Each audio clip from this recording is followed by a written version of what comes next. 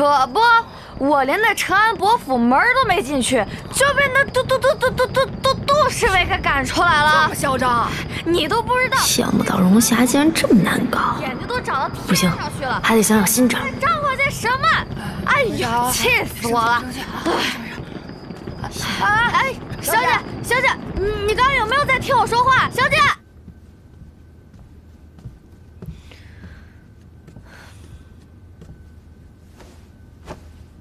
哎，姐，没事，早点回屋。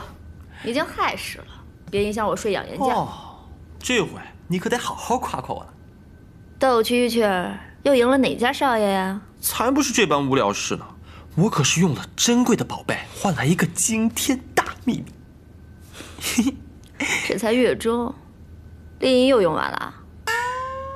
哎呀，你怎么还是用这种旧眼光看我呢？